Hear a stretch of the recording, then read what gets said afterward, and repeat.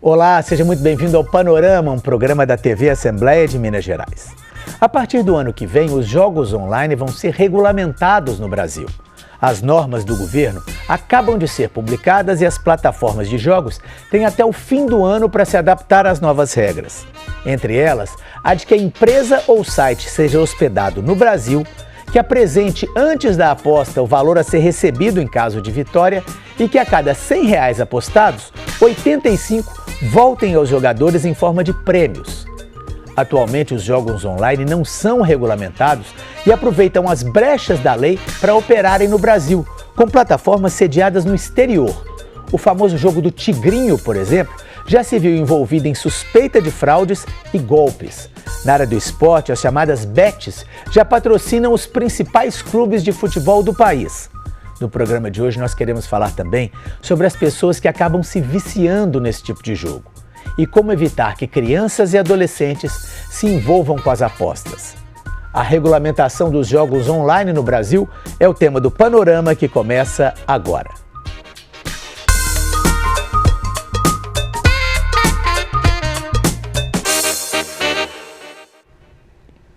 Eu recebo aqui no estúdio o advogado e especialista em regulação em apostas esportivas, Carlos Almeida José. Eu conversei também pela internet com a psiquiatra Júlia Cury sobre questões relacionadas ao vício com as apostas. Carlos, muito obrigado pela sua presença. Eu que agradeço o convite, Fernando, agradeço o convite à TV Assembleia, a todas aquelas e aqueles que nos assistem. Muito obrigado, Carlos. Eu queria começar te perguntando, pedindo para fazer um resumo de como é que é a legislação hoje em relação aos jogos de apostas, tanto esportivas como online, e quais as principais mudanças que estão sendo propostas aí a partir do ano que vem. Veja, em primeiro lugar, nós temos que entender um ponto principal. Os jogos e as apostas esportivas e os jogos online são considerados uma modalidade lotérica. O que aconteceu? Em 2018, né, no final da gestão Temer, houve aquela crise penitenciária no Rio Grande do Norte e foi criada as apostas de cotas esportivas como uma modalidade lotérica. As apostas de cotas esportivas são aquelas em que a pessoa que aposta, ela sabe o valor pelo qual o seu prêmio será multiplicado em caso de prognóstico positivo, como, por exemplo, uma aposta esportiva. Sei, os sites das bets, por exemplo. Exatamente. Ou seja, eu jogo, se o time vai ganhar, eu jogo 1 e 6, se eu vou ganhar 5, se eu vou ganhar 10, se eu vou ganhar 20, é mais ou menos assim que funciona. Isso, de antemão você já sabe o fator multiplicador que a sua aposta se transformará no prêmio. Porém, de 2023 para cá é que, de fato, o governo vem tomando ações a fim de regular esse mercado. Como as loterias são um serviço público, aqueles que exploram essas atividades precisam de uma autorização para isso. Então, do ano de 2023 e no ano de 2024, o governo vem editando portarias, vem editando normas, se preparando exatamente para legalizar, criar um ambiente legalizado para esses jogos a partir de 2025.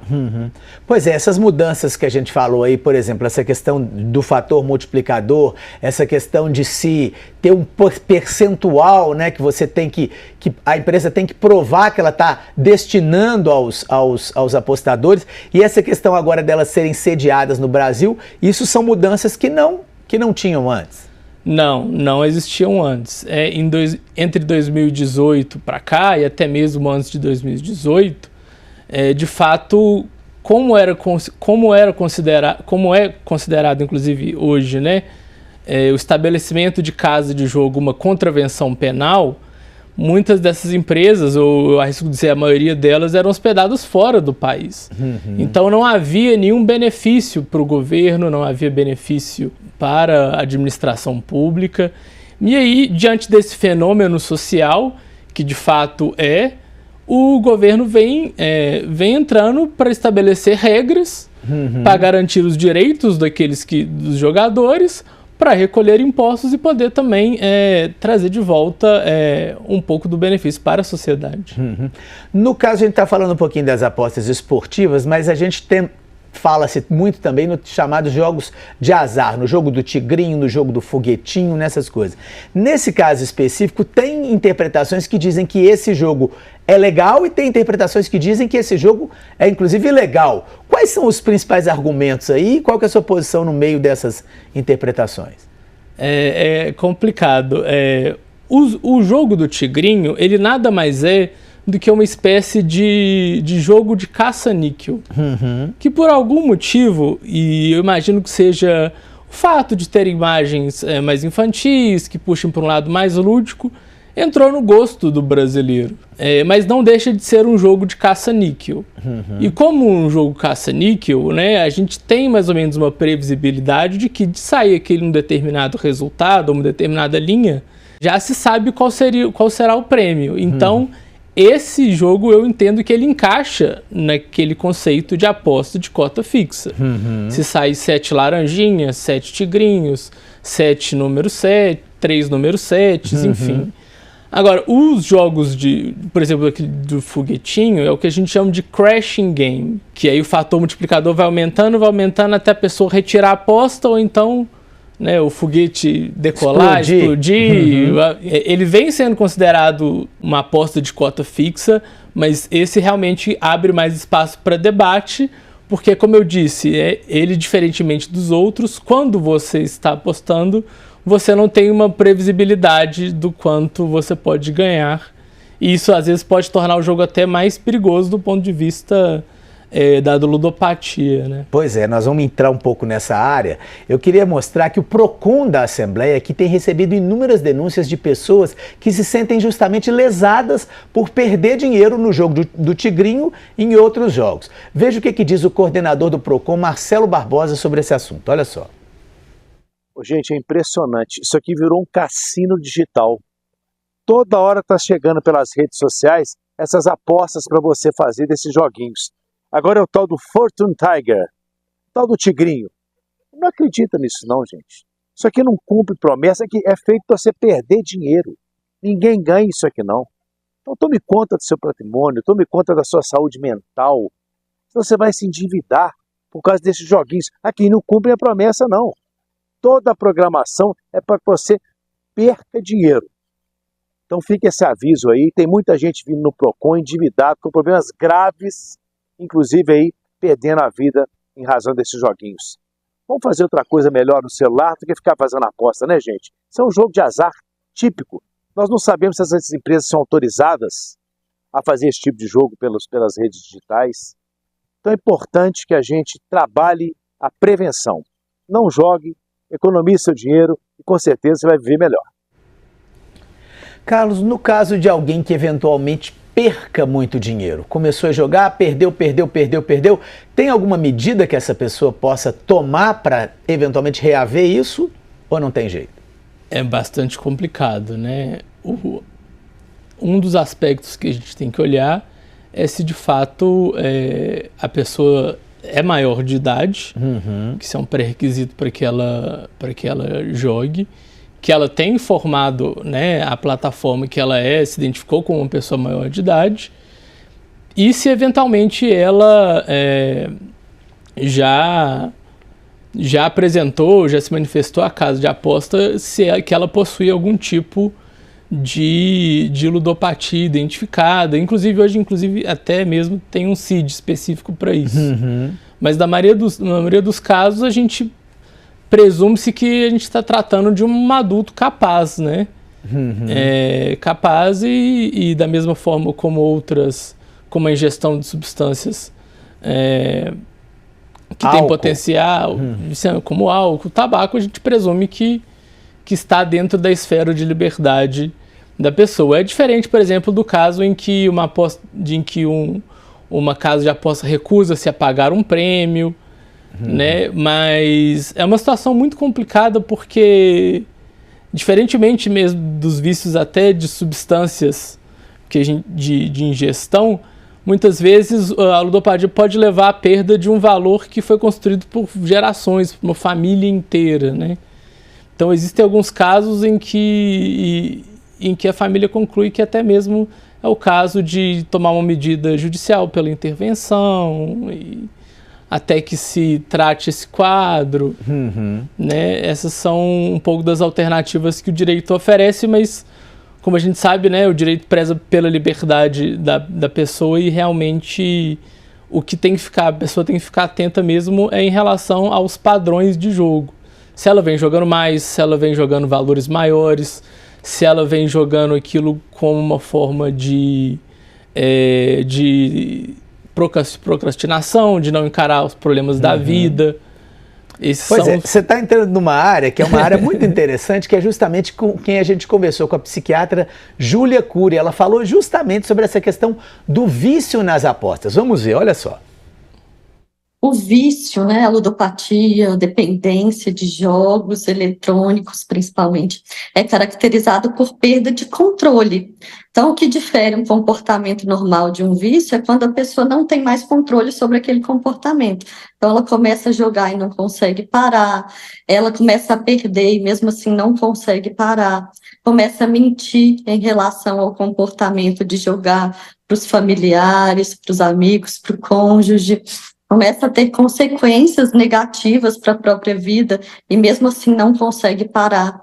Usa os jogos para regular as próprias emoções.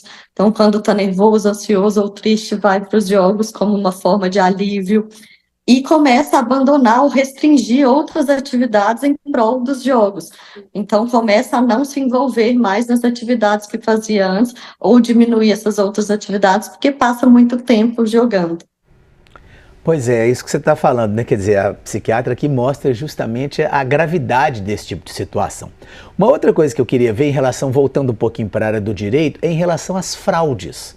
Por exemplo, a gente já ouviu dizer, né, de notícias de eventuais jogadores que estão envolvidos com gangues para manipular resultados. Já ouviu dizer que eventualmente aquele jogo que teoricamente deveria dar um prêmio de acordo com X números de apostas, ele não dá aquele prêmio e acaba ficando com o dinheiro com a banca, vamos dizer assim, com a empresa que promove. É possível fiscalizar isso? É possível controlar isso? Isso é uma questão muito sensível e é um debate de nível global, porque a gente está tratando da integridade do esporte. Né? Hoje a gente tem 2 ou 3 instituições em nível global que elas têm um monitoramento muito grande de muitas modalidades, exatamente para identificar padrões que indiquem esse tipo de possível manipulação de resultados, né? A manipulação de resultados não é um fenômeno novo, né? Não sei se você lembra, eu acho que no Campeonato Brasileiro de 2006 repetiram-se alguns jogos por causa de árbitros, e não é nada exclusivo no Brasil. Coisa mundial. É uma coisa mundial mesmo e realmente traz muita preocupação, principalmente aos jovens, né? Aos jovens atletas, que são aqueles que têm, digamos, talvez uma menos perspectiva de continuar no esporte profissional e que podem ser mais suscetíveis a se envolverem nesse tipo de manipulação. Mas esse é um cuidado que o governo federal tem. Em que sentido, né? Para se pleitear uma autorização para explorar as apostas de cota fixa, o operador vai ter que provar que ele faz parte de uma dessas organizações e que ele implementa um desses programas que exatamente identificam padrões não usuais de comportamento, tanto em termos do apostador como do lado do jogador, né?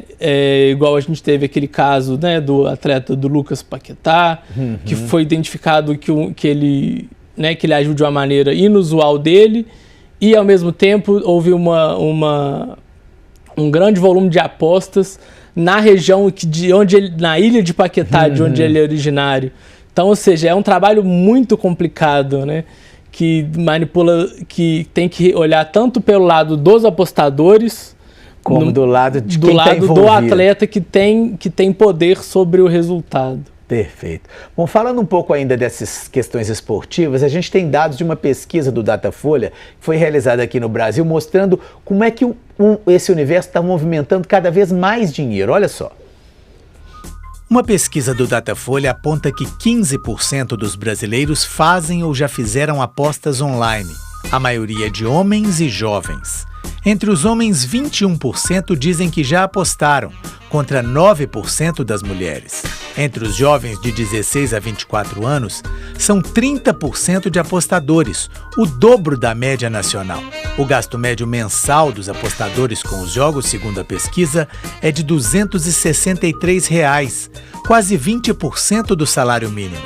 Entre os beneficiários do Bolsa Família, o programa de transferência do governo para pessoas de baixa renda, 17% disseram que apostam ou já apostaram nas bets. Em 2023, os brasileiros gastaram mais de 50 bilhões de reais em apostas esportivas. Bom, tenho um outro dado que não entrou nessa pesquisa aí, que fala que o Brasil hoje é um dos países onde mais se aposta. Tem alguma explicação, um perfil do brasileiro para isso? O que é isso? Enfim, tem alguma característica especial aqui? Eu acho que é uma combinação de características, assim. Primeiro é que, querendo ou não, o jogo de uma maneira lúdica ou mesmo envolvendo dinheiro, ele é muito comum na nossa cultura, né? Uhum. Apesar de ser de uma base muito forte católica, a gente tem, né? Sempre teve muitos bingos, jogos de baralho, os caça-níqueis da Copa de 98, acabaram que sempre tiveram presentes, assim. É importante pontuar também que não é, digamos, uma culpa inata do brasileiro. A gente realmente tem que dizer, Fernando, que dos últimos anos para cá a gente sofreu não, né? Houve um grande aporte de publicidade nos jogos. Em cima disso, né? Em cima convencendo muitas pessoas a... Exato. Houve um aporte tão grande e nos níveis mais altos do esporte esportivo, né? Na Série A do Campeonato Brasileiro, na Série B, na NBB, que é o Campeonato Nacional de Basquete, que o sentimento que a população tem é de que aquilo é um comportamento aceitável, social. Se está passando nas emissoras abertas, né, num horário comum, é de que aquilo é uma prática social e aceita. Né? E então esse fenômeno se naturalizou socialmente de uma maneira muito rápida. Uma preocupação que o governo tem muito grande é em relação realmente aos jovens, que ainda estão com a capacidade de discernimento crescendo. Então, para se ter uma ideia, a propaganda, né, ela é autorregulada, mas ainda assim o governo ele dá algumas diretrizes muito importantes sobre a propaganda. As propagandas ligadas a jogos e apostas não podem induzir no sentido de que aquilo é uma forma de renda extra, de que aquilo é uma forma de você complementar a sua remuneração. Tem que deixar bastante claro que aquilo é uma forma de entretenimento. Não podem ser protagonizadas por pessoas que tenham menos de 18 anos ou que pareçam ter menos de 18 anos. Olha que interessante. Não pode passar a impressão de que os jogos e apostas são um meio de ascensão social, né? E isso entra muito naquela questão dos influenciadores. Sim. Então, o jogo não é um meio de ascensão social, não substitui uma carreira, uma profissão, né? Uma fonte de renda mais fixa. Então, essas são as ideias que não podem fazer parte da publicidade, da propaganda, e isso é uma preocupação que existe tanto da parte do governo federal quanto do CONAR, né, que é o órgão de autorregulação da publicidade. Perfeito. Bom, voltando um pouco a justamente essa questão do vício nas apostas, a psiquiatra Júlia Cury descreveu mais ou menos os sinais que devem ser observados para saber se uma pessoa pode estar viciada ou não nos jogos. Olha só. Quando começa a observar que a pessoa passa cada vez mais tempo nos jogos, quando começa a observar uma alteração do comportamento ou do humor da outra pessoa, quando a pessoa começa a se recusar a fazer coisas que ela fazia antes, quando ela começa a ter prejuízos no trabalho, nos estudos, nos relacionamentos, quando a pessoa fica diferente do que ela era antes. E os jogos, é muito importante destacar, esse vício em jogos pode ser consequência ou pode ser causa de outras doenças psiquiátricas. Então, pessoas que têm depressão, têm transtornos de ansiedade, transtornos de déficit de atenção e hiperatividade, isso aumenta o risco de vício em jogos eletrônicos, e os próprios jogos também aumentam o risco de desenvolver uma depressão, uma ansiedade, um outro transtorno psiquiátrico. É uma relação bicausal que a gente chama, uma coisa causando a outra. Por isso que quando a gente vai fazer o diagnóstico e tratar, a gente sempre tem que analisar essas outras doenças, comorbidades, para tratar ambas as coisas conjuntamente, senão a gente não aumenta a eficácia do tratamento. Pois é, a gente está caminhando para o finalzinho, Carlos. Eu queria saber o seguinte, e já se pensou e se pensa em como evitar que as crianças e adolescentes entrem nesse universo das apostas antes de ter uma maturidade suficiente para isso? Primeiramente, né, as casas vão ser exigidas a pedirem aos jogadores que apresentem documentação que demonstrem que eles possuem idade suficiente para isso. Né? O problema realmente reside na questão da clandestinidade. É muito complicado e é um trabalho que vai precisar de ser desenvolvido com o tempo para identificar e retirar do ar aquelas casas que realmente não têm autorização para operarem.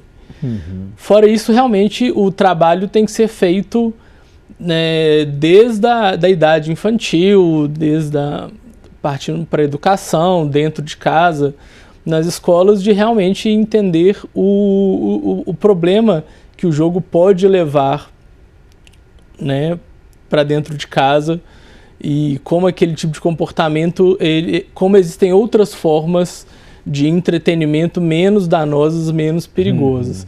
Porque a gente sabe que o jogo, querendo ou não, ele mexe com o estado psíquico daquele que joga. Né? Porém, não é a única atividade de entretenimento, né? Podemos fazer outras coisas, exatamente, né?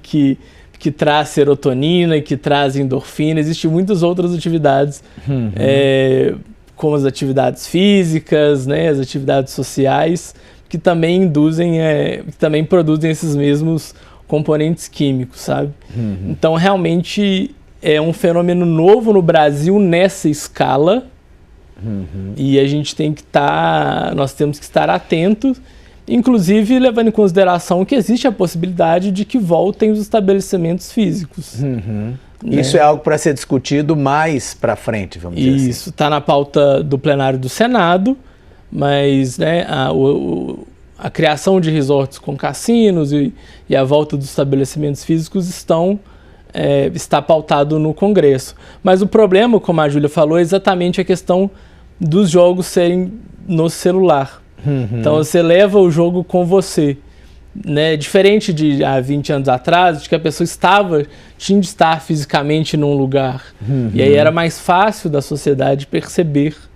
Hoje, às vezes, tem muitas pessoas que estão sofrendo e estão com dificuldade de falar, estão com dificuldade de se abrir e conseguem fazer a prática do jogo de uma maneira oculta porque é feito dentro do celular. Perfeito. Muitíssimo obrigado pela sua entrevista. Antes de terminar o programa, a gente queria só mostrar mais uma falinha da Júlia, que falou justamente sobre essa questão das perdas e dos ganhos dessas apostas e como isso age, como o Carlos colocou, como isso age dentro do nosso organismo. Esses jogos sempre são feitos para você perder dinheiro, né? As pessoas vão com uma ilusão de que vão ganhar dinheiro fácil, e elas podem até ganhar a curto prazo, mas a médio e longo prazo sempre há uma perda maior do que os ganhos. E existe uma falácia dos jogos, que é a ilusão do controle, Quando a pessoa está próximo de um ganho ou ganha, ela sempre acha que isso aumenta a probabilidade dela ganhar novamente.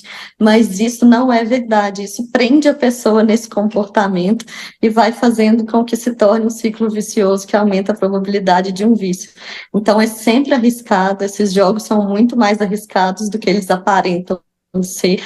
E o vício, a dependência que causam é exatamente a mesma alteração no nosso cérebro dos outros vícios, de vícios de droga, por exemplo. Os jogos eletrônicos ativam o sistema de recompensa, liberando a dopamina, que é o hormônio do prazer no nosso cérebro, e diminuindo o controle inibitório, diminuindo a parte racional do nosso cérebro, e isso faz com que a gente tenha cada vez mais dificuldade de controlar esse comportamento. Então, é um vício igual a todos os outros, tem que tomar muito cuidado. Pois é, cuidado, né, é a palavra que a gente tem que ter. Carlos, mais uma vez, muito obrigado pela sua presença. Se me permite, realmente é muito complicado e, às vezes, né, o jogador acha que o jogo deve alguma coisa para ele em razão do valor que ele perdeu. Isso não é verdade. O valor que foi perdido, foi perdido. O jogo não deve nada a ninguém. Uhum. Então, um dos comportamentos mais danosos e que levam à ludopatia é exatamente a busca de se recuperar um valor que já se perdeu. Uhum. Então, aqueles que entenderem que tem os sinais, que não praticam um jogo responsável e de acordo com os seus padrões de ganho, de receita, eles devem realmente procurarem ajuda. Existe ajuda em Belo Horizonte, existe ajuda profissional, e devem estar muito atentos aos sinais para cessar de uma vez essa prática e, de fato, entender melhor se realmente o jogo é para aquela pessoa ou não é. Perfeito. Eu agradeço o convite, Fernando. Obrigado a você mais uma vez. Bom, o Panorama de hoje fica por aqui. Nós conversamos justamente sobre os jogos de apostas online aqui no Brasil. Os principais trechos dessa entrevista você acompanha no podcast do Panorama, no site da Rádio Assembleia ou nos principais tocadores de áudio. E a TV Assembleia agora também está no Instagram. O endereço é @TV Assembleia Minas. Muito obrigado pela companhia e até o nosso próximo programa.